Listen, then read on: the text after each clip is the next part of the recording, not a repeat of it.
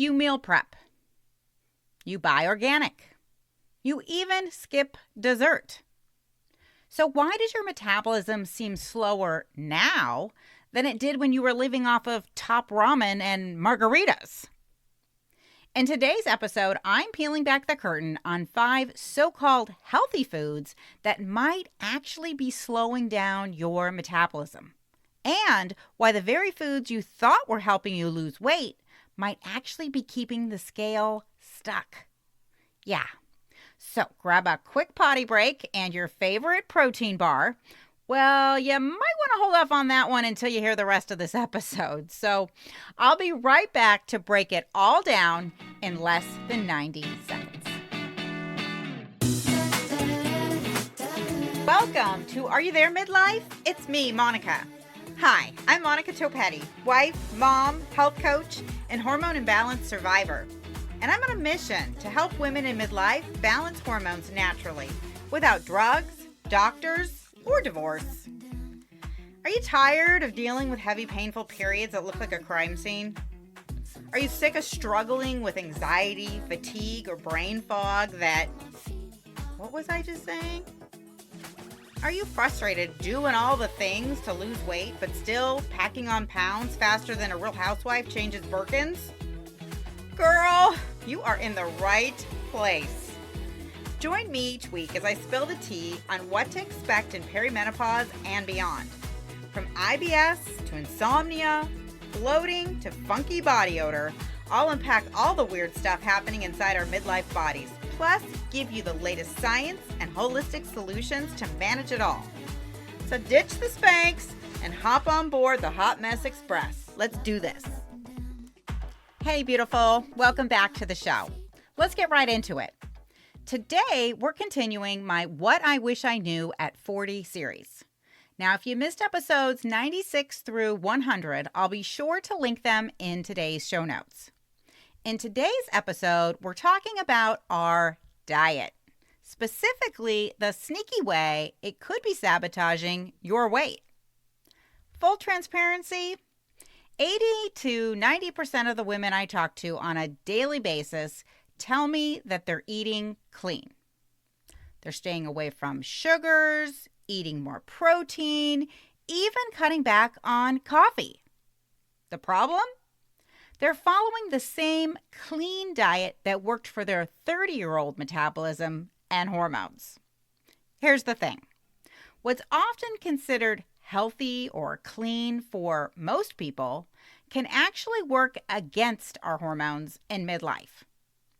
That's because fluctuations in estrogen and progesterone beginning in perimenopause can change the permeability of our gut lining. Translation, the foods we once tolerated perfectly fine can suddenly trigger inflammation. And that inflammation, combined with an overworked liver and sluggish digestion, can slow down our metabolism and block our body's ability to burn fat efficiently. The result? Yep, unexplained weight gain and a scale that just will not budge. So grab a pen and notepad because you're definitely going to want to write these down. And let's unpack 5 so-called healthy foods that might actually be sabotaging your metabolism. But first, how do you know if your hormones are the real reason your weight won't budge? Well, that's exactly what I can help you figure out, starting with my free hormone symptom profile assessment that you can take right now at bit.ly/takemyhormonequiz. First, this assessment is going to tell you if you likely have a hormone imbalance, even if it's not showing up in your blood work yet or ever.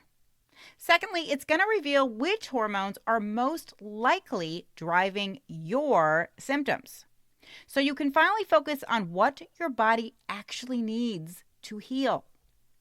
It's quick, it's easy. Did I mention free? Yeah. And it's already helped more than 2,000 midlife women uncover the root cause behind their sugar cravings, their constantly feeling hungry, their slow metabolism, and weight gain. Look, I've said this before, I will say it again. Nobody knows your body better than you. And you can tell if something's off. So if you're ready to stop guessing and start actually getting some answers, head on over to bit.ly/take my hormone quiz, or just click the link in today's show notes. All right, let's dive in, beginning with so-called healthy food number 1, soy. Now, soy is actually a legume, and it's commonly used as a protein source in a lot of vegetarian or vegan foods. The problem is that soy contains something called phytoestrogens or plant estrogens. These are compounds that mimic the natural estrogen in our body. Now, for the average person, soy is really not a problem, as long as it's not genetically modified soy. You're really going to want to pay attention to your labels on any soy products that you do eat. Make sure to look for the non-GMO Project Verified sticker. That will help you know that it's free from any genetically modified or genetically engineered ingredients. But if you do have an imbalance, especially one like estrogen dominance, which we talked about last week in episode 100, it's actually one of the most common hormone imbalances in perimenopause. Soy can actually increase your estrogen and intensify your symptoms of estrogen dominance like bloating, mood swings, and of course, weight gain. Now, you can find soy hiding in all kinds of food. In fact, it's probably in your fridge or your cupboard right now.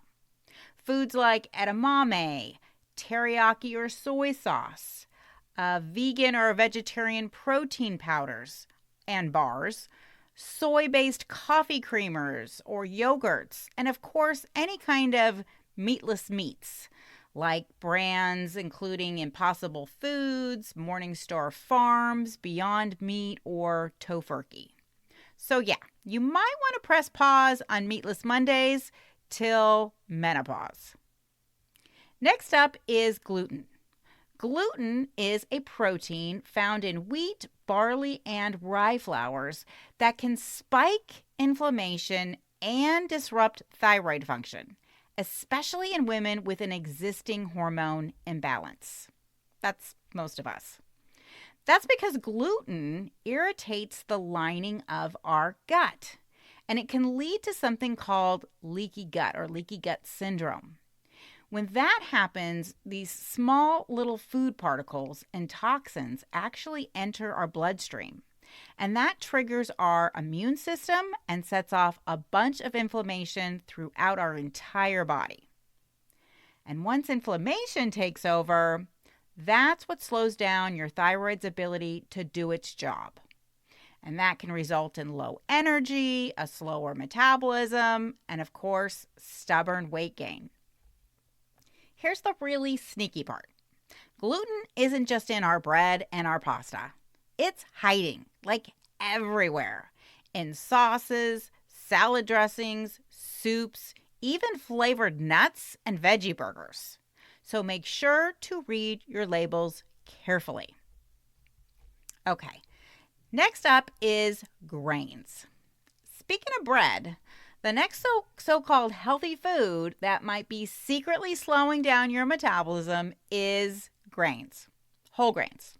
Whole grains are complex carbohydrates that are found in plants like wheat, oat, and rice that we're actually often encouraged to eat because of their high fiber and nutrient content. But whole grains can actually cause our blood sugar to spike and send our body into fat storage mode. This is especially true for many of us in perimenopause or menopause who are insulin resistant due to shifting estrogen and cortisol levels. Because when our blood sugar is constantly on a roller coaster, spiking and crashing throughout the day, it tells our body to what? Store fat instead of burn it. Now, over time, that can make it nearly impossible to lose weight, no matter how clean you think you're eating. And even if you don't eat bread or crackers, you're not out of the woods yet, because grains can be found in plenty of other healthy food staples like granola, rice or quinoa, popcorn, and even tortillas or sandwich wraps. The fourth food on our list is cow dairy. Seems kind of counterintuitive, right? I mean, most of us grew up thinking milk does a body good. But women in perimenopause can be especially sensitive to cow dairy because it contains both natural estrogens and growth hormones. And both of those can raise your insulin levels and push your body into fat storing mode. In addition, many of us in midlife lose the ability to digest lactose efficiently because our gut enzymes naturally decline with age. When our estrogen drops, so does lactase, the enzyme that breaks down lactose in cow dairy. And even inflammation or microbiome imbalances from stress or other diet issues can make it even harder to digest dairy products, which can lead to increased inflammation, bloating, and, yep, you guessed it, unexpected weight gain. Even traditionally healthy cow dairy options like Greek yogurt or cottage cheese or kefir might be doing more harm than good, especially if they're pre-sweetened. So if your morning latte's been hitting you a little differently lately, it might be time to break up with your half and half. And speaking of sweeteners, the last food on our list of so-called healthy foods that could be secretly sabotaging our metabolism are artificial sweeteners and sugar. From aspartame and sucralose to agave, beet sugar, coconut sugar, and honey, all of these sweeteners have one thing in common. They can hijack our hunger cues and keep our cravings on overdrive. That's because whether they're made in a lab or found in nature, they can all spike our blood sugar, overload our liver's detox pathways, and put our body into fat storage mode, especially when they're part of our daily routine. And they are. According to a 2023 CDC report, more than 70% of us eat more than the recommended daily sugar allowance, to the tune of 60 pounds of sugar per person a year, even when we think we're cutting back. So if you think one of those calorie-free artificial sweeteners is a better option, think again. Because they can actually trick our body into releasing insulin even when no sugar is present, which over time can make us insulin resistant. And it's not just the blue and pink packets or the bakery aisle that we need to stay clear of. Sneaky sources of sugar show up everywhere. Our protein bars, our coffee creamers, yogurt, ketchup and barbecue sauce, pasta sauce, even some electrolyte powders. So at the risk of sounding like a broken record, make sure to check your labels, because that go-to protein bar might just be a candy bar in disguise. So there you go, 5 so-called healthy foods that might be secretly slowing down your metabolism. Here's today's takeaway. Our metabolism can't heal in an inflamed body. Chances are there are healthy foods sitting in your fridge or in your pantry right now that are fueling the very inflammation, keeping your hormones and your metabolism stuck. So, I've got a little homework assignment for you. Choose just one of these foods to cut out of your diet this week, and then track how your energy, your digestion, or even the scale starts to shift. Then join me back here next week for the final episode in our What I Wish I Knew at 40 series, where I'm breaking down how everyday stress keeps our bodies stuck in survival mode, and how to lower your cortisol and get the scale moving again without quitting your job or chanting on a mountaintop. Until next week, wishing you health, happiness, and fewer hot flashes. Hey friend, can I call you friend? Because I already feel like we're friends in my head. Did this podcast teach you something, make you laugh, or feel less like an alien? If so, I would be so incredibly grateful if you could take just 60 seconds to rate, review, and subscribe. That is the #1 way you can thank me and support the show. Until next week, stay cool and keep away from sharp objects.